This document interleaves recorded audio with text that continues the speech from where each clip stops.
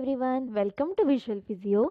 If you are studying neuro, getting ready for your exams, or prepping for clinicals, you are in the right place. Today, we are talking about one of the most high yield, most commonly asked topics in neurology, which is about stroke syndromes, their definitions, types, and the vascular territories behind them. By the end of this video, you'll be able to look at a set of symptoms and immediately know which artery is involved and why. This is part 2 of the stroke series. If you have missed part 1, we have put it in our description box. Do check it. So, grab a pen or just keep this tab open for revision. Let's get into it. Let's start with the big one, internal carotid artery syndrome. ICA syndrome happens when there is an occlusion of the internal carotid artery, and because of where this artery sits, this is usually not a small stroke. This produces a massive cerebral infarction, and here's why. The ICA doesn't just supply one territory, it actually gives rise to two major arteries, the anterior cerebral artery or ACA and the middle cerebral artery or MCA. So when you block the ICA, you're not blocking one region of the brain. You're potentially cutting off blood supply to two entire vascular territories at once. This brings us to the big question. Why is an ICA stroke so dangerous? There are two reasons. First, since the ICA feeds both the ACA and the MCA, an occlusion here affects a very large area of the brain. Second, this is important. There is normally a backup system in the brain called the circle of Willis, which allows blood to reroute around a blockage. But if that collateral circulation is absent or insufficient, the infarction will involve both the ACA territory and the MCA territory with nothing to compensate. So, what does this actually look like in a patient? Because both territories are involved, you get a combination of ACA and MCA stroke symptoms together. This means extensive neurological deficits will be present. You'll commonly see severe cerebral edema, and because of that swelling, there is a real risk of increased intracranial pressure. And this is the part you need to remember for exams. The risk of complications here is high.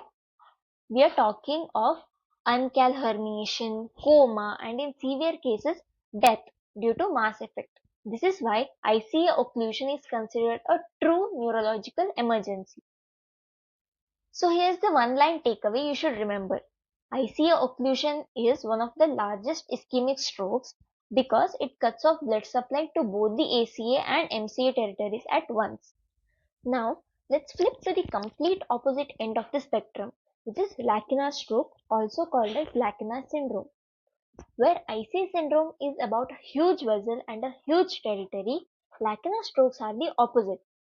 These are small, deep infarcts caused by occlusion of tiny penetrating arteries. They typically occur in the deep cerebral white matter, not the cortex. So what actually causes these tiny blockages? The usual suspects are small vessel disease, chronic hypertension, and diabetes mellitus, which causes what we call microvascular disease. So, if you ever see a patient with long-standing high blood pressure or diabetes who presents with a small localized deficit, lacunar stroke should be high on your differential. Now, where do these small infarcts typically happen? There are four classic sites you need to know: the internal capsule, the pons, the thalamus, and the basal ganglia. And here is the single most important concept in this whole section. Each lacunar syndrome corresponds to one specific anatomical location. That means if you can match the symptom pattern to the site, you can diagnose the syndrome. So let's go through all six of them. First one is pure motor stroke. This is the most common lacunar syndrome. The site is the posterior limb of the internal capsule, the basis pontis or the pyramid. As the name suggests, it's pure motor weakness with no sensory involvement at all. Number 2 is pure sensory stroke. This time, the site is the ventrolateral thalamus, involving the thalamocortical projections. Clinically, you will see contralateral sensory loss affecting the face, arm, and leg, and crucially, no weakness. Pure sensory in, pure sensory out. Number 3. Dysarthria, clumsy hand syndrome. The site here is the base of the pons or the genu of the internal capsule. Clinically, you will see dysarthria, that is slurred speech, along with a clumsy hand. Mild weakness and poor hand dexterity will be present. Number 4. Ataxic hemiparesis. Site is the pons, then genu of the internal capsule, corona radiata or cerebellum. Clinically, you get ipsilateral limb ataxia combined with contralateral weakness, plus difficulty walking and poor coordination. Next is sensorimotor stroke. This one happens at the junction of the internal capsule and the thalamus. And as the name tells you, it's a combination of both motor weakness and sensory loss together. Next is dystonia or involuntary movement syndrome.